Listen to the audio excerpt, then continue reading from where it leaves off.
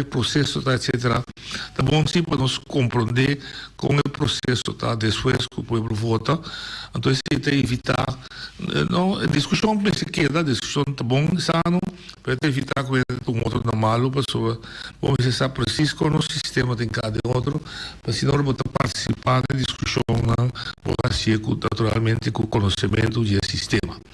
Se que nós temos ensinado duas pessoas, de qual cada um está representar uma organização política que vai na eleição última, se trata de dois também vocero de comissão de informação de cada um de partido.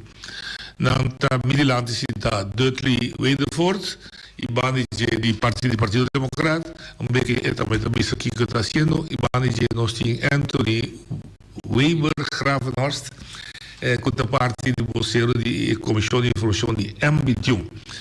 Me chamo Sam, boa tarde e bom dia conosco. Eu quero começar com o Sr. Weber, que está provavelmente conosco. Quem é Anthony Weber?